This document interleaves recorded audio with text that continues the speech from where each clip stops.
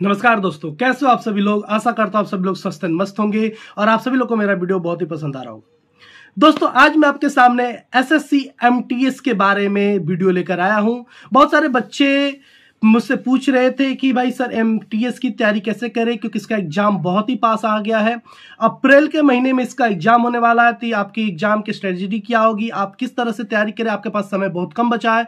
तो आज मैं इसी टॉपिक पर चर्चा करूंगा। आपके पास कम से कम अभी भी 15 से 20 दिन का समय, अगर अभी भी आप विशेष थोड़ा ध्यान दे देते हैं तो मैं गारंटी करता हूं कि पढ़ने वाले जो भी बच्चे हैं वो एमटीएस क्रैक कर लेंगे।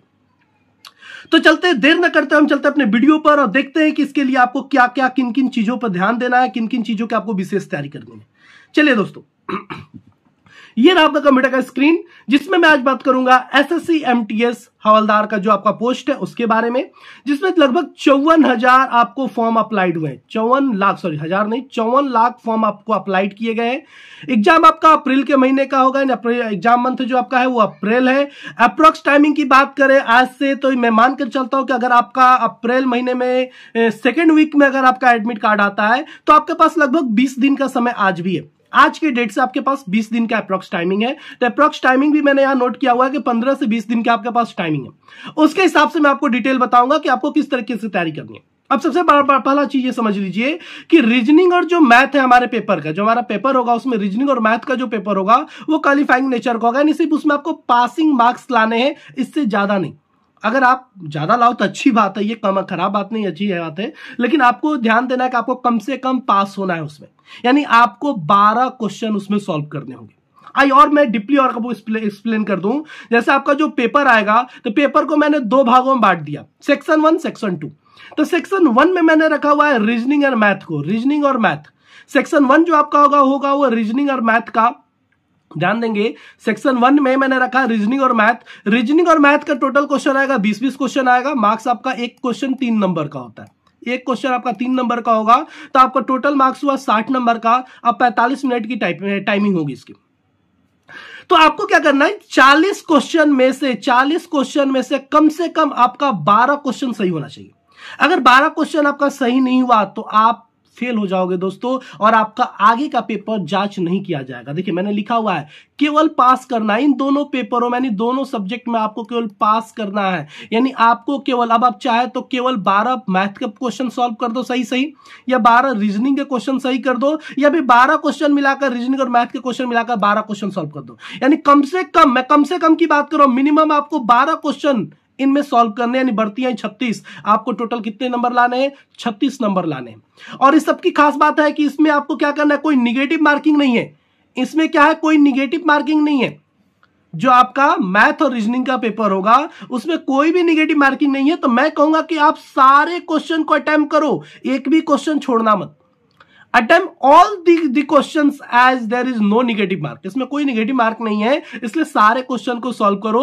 वो आपको सिर्फ 12, मैंने 12 कहा तो 12 ही मत सॉल्व करके चले आना, आपको सारे क्वेश्चन सॉल्व करने। हाँ, कम से कम ध्यान देना कि 12 क्वेश्चन आपका सही हो जाए, ठीक है। सो ट्राइज टू सॉल्व 14 क्वेश्चन, आप 40 क्वेश्चन सॉल्व करने का प्रयास करो। If you do not gate 12 question correct, अगर आप 12 क्वेश्चन सही नहीं करते हो तो आपका पार्ट 2 जो है वो चेक ही नहीं होगा दोस्तों, यहीं पर आपको कैंसिल कर दिया जाएगा।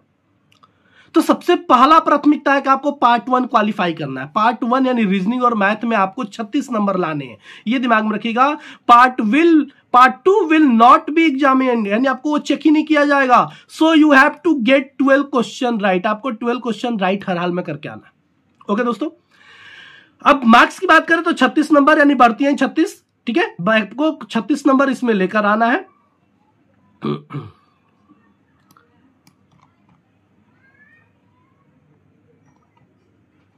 120 में आपको 36 नंबर लाना है दोस्तों, ओके।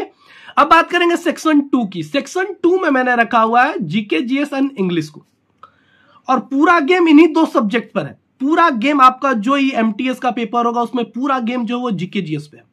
यानी जीके जीएस से आपको टोटल 25 क्वेश्चन पूछे जाएंगे, इंग्लिश से 25 क्वेश्चन पूछे जाएंगे। जीके जीएस और इंग्लिश 2 चीज ध्यान देना है।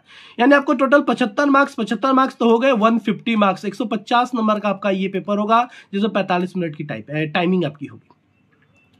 अब क्या करना है, जो मेरिट भी बनेगा दोस्तों, merit will be made from here, merit भी इसी से बनेगा। यानी आपको पहले पार्ट 1 वाले पेपर से मेरिट नहीं बनेगा, तो मेरिट किस नंबर से बनेगा, 150 वाले नंबर वाले से बनेगा।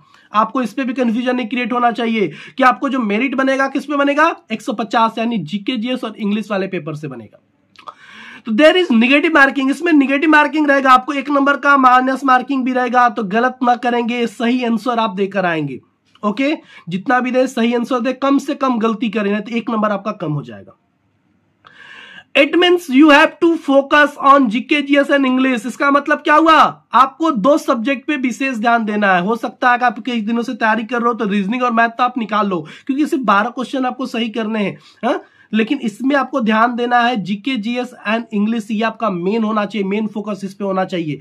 अगर आपका ये फोकस आप इस पे नहीं करोगे तो आप मेरिट में नहीं आ पाओगे। तो सबसे ज्यादा फोकस आपको जीके जीएस एंड इंग्लिश पे करना है। ओके दोस्तों, फिर आगे चलते हैं। What to do in the 15 and 20 days, यानी 15 से 20 दिन आपके पास सिर्फ बचे हुए, इस बीच आप क्या करोगे, कैसे तैयारी करो कि आपका ये एग्जाम क्रैक हो जाए। दोस्तों, पढ़ने वालों के लिए कोई भी रास्ता, कोई भी मंजिल कठिन नहीं होता। अगर आप मेहनत करते हो तो आप क्वालिफाई जरूर होगे। बस आपको ये प्रोसीजर फॉलो करना, अगर इस तरीके से आप पढ़ाई करोगे तो मैं गारंटी देता हूं कि आप एमटीएस क्वालिफाई करोगे। ओके दोस्तों, क्या करना है, कैसे करना है, ध्यान से समझिएगा मेरी बातों को। आपके पास बहुत कम समय है, केवल 15 से 20 दिन।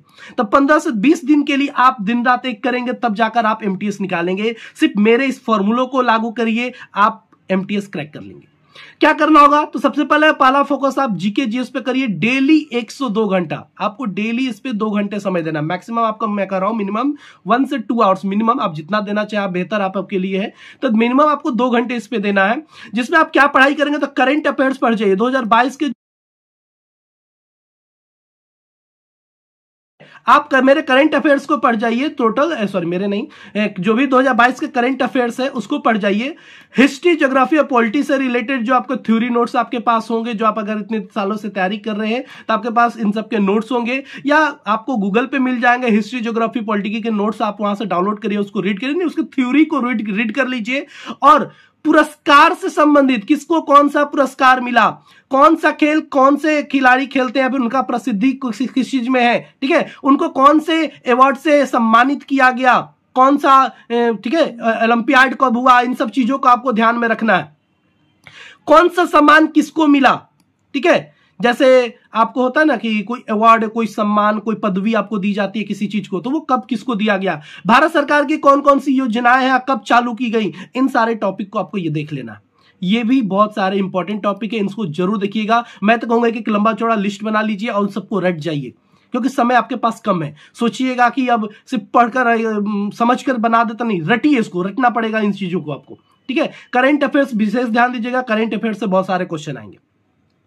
अब साइंस में भी क्वेश्चन आएगा, तो सबसे विशेष आपको जो ध्यान देना है, बायोलॉजी पे ध्यान देना है, क्योंकि बायोलॉजी से क्वेश्चन इसमें आएंगे। फिजिक्स केमिस्ट्री से भी आएंगे, लेकिन उतना विशेष नहीं आएगा। इसमें आपको नियम के नाम और खोज के नाम आपको ध्यान देना है। जैसे कोई फॉर्मूला है तो उस फॉर्मूला का खोज किसने किया, ये सब पूछा जाएगा। तो इन सब पे विशेष आपको उतना ध्यान नहीं देना। लेकिन जो मैंने कहा, जीके जीएस में आपको करंट अफेयर्स देख लेने हैं, हिस्ट्री, ज्योग्राफी और पॉलिटी से सवाल देख लेने हैं, पुस्तक, पुरस्कार, खेल, सम्मान और योजनाएं को आपको देख लेनी है। साइंस में बायोलॉजी का क्वेश्चन कुछ आप देख लेंगे। ओके, अब बात करेंगे स्टैटिक्स की। आपको स्टैटिक्स पे समय, यानी जीके जीएस पे आपको टोटल समय देना है 2 घंटे। ओके, उसी तरह स्टैटिक्स पे आपको समय देना है 1 से 2 घंटे, आपको स्टैटिक्स पे भी समय देना है। और थ्योरी से रिलेटेड क्वेश्चंस, थ्योरी कहने का मतलब जो कंसेप्ट नोट्स होते हैं हमारे जीके जीएस के, उसको आप पढ़िए, रीड करिए, ताकि कंसेप्ट क्लियर हो किसी भी चीज का। तो थ्योरी वाले नोट्स भी आप एक समय 1 घंटा डेली अगर आप देते हैं, यानी टोटल हो गया आपका 2 4 5 घंटा, यानी मैं लेके चलता हूं टोटल 3 से 4 घंटा अगर आप इन सिर्फ जीके जीएस वाले पेपर पे देते हो, तो आप अच्छे से इसको क्वालिफाई कर सकते हो। अब बात करेंगे हम लोग इंग्लिश वाले पेपर की। इंग्लिश वाले पेपर के लिए हम लोग क्या करें, तो इंग्लिश वाले पेपर में भी आपको मैक्सिमम मिनिमम 2 घंटे देने हैं। मैंने 1 to 2 आवर्स लिखा है, तो आप सिर्फ उतना ही नहीं, आपसे जितना समय हो सके उतना करिएगा। मैं हाथ जोड़ के रिक्वेस्ट कर रहा हूं कि जितना समय आपके पास हो उसके अकॉर्डिंग आप अपना समय दें, क्योंकि समय कम है आपके पास, समय कम है। समय रहता तो बात होता, समय कम है आपके पास, इसलिए पूरा फोकस लगाए अपने जीके जीएस और इंग्लिश पे।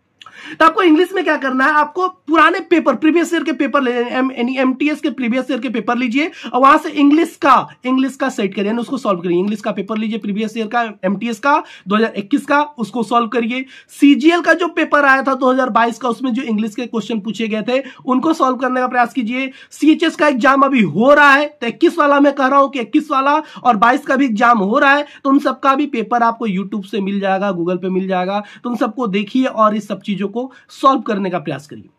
एसएससी जीडी के भी पेपर डेली देखिए, यानी डेली आपको क्या करना है, 2 घंटे आपको समय देने हैं प्रीवियस ईयर के पेपर पर।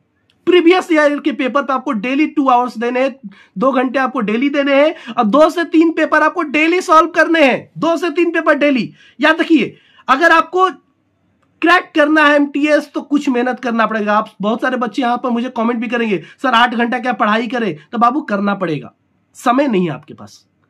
अगर आपने पढ़ाई किया है, आपकी तैयारी है, तब तो अच्छी बात है, थोड़ा बहुत समय और देख लो, हो जाएगा। लेकिन आपने अच्छे से पढ़ाई नहीं किया तो अभी भी आपके पास 15 से 20 दिन है, आप कर सकते हो, यू डू इट।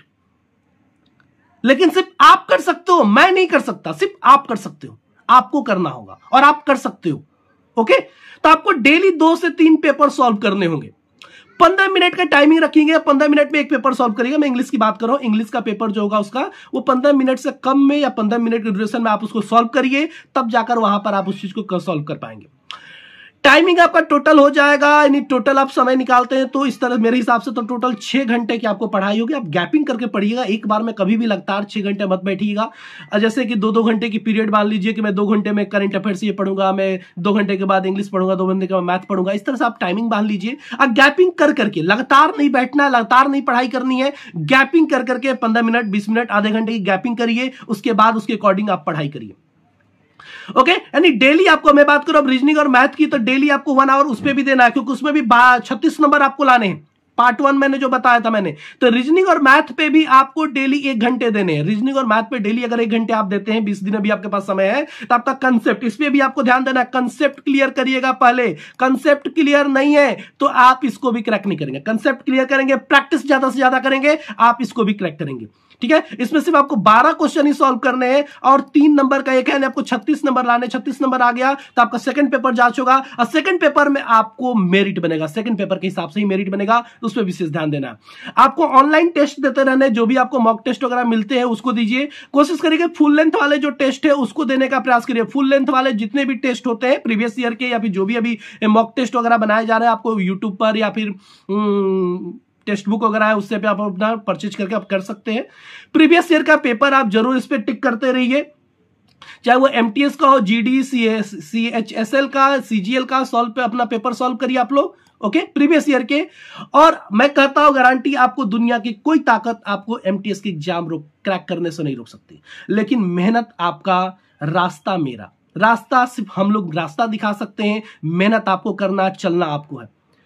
तो मैं यहां पर कह रहा हूं कि आपको डेली 6 घंटे, यानी टाइमिंग मान लीजिए आपको क्या क्या करना है, उसके अकॉर्डिंग आप अपना तैयारी में अभी से लग जाइए। अभी क्या मतलब, आज से लग जाइए। सिर्फ वीडियो मत देखिए, सिर्फ वीडियो देखकर अपनी पढ़ाई मत करिए। आप अपना बुक रखिए, अपना नोट्स बनाइए, उस नोट्स से पढ़िए। ओके दोस्तों, और एग्जाम की बात करूं तो एग्जाम आपका लगभग मेरे हिसाब से सेकेंड वीक में होगा। अब कब होगा एक्यूरेट में एक और वीडियो बनाकर इसका डाल दूंगा। मैं ये सेकेंड वीक क्यों कह रहा हूं, किस बेस पे कह रहा हूं, तो इसका मैं एक अलग से एक वीडियो बनाकर पोस्ट करूंगा, उसको भी आप वॉच कर लेंगे।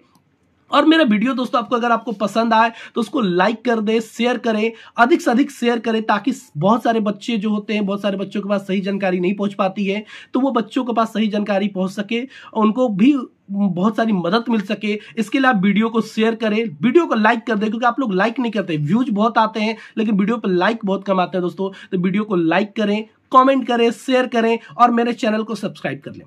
अगर आपने मेरे चैनल पर आप अगर नए हैं तो चैनल को सब्सक्राइब करके बेल नोटिफिकेशन पे क्लिक कर दें, और ताकि आपको न्यू वीडियो का नोटिफिकेशन मिल सके। मिलते हैं दोस्तों नए वीडियो के साथ, तब तक के लिए जय हिंद।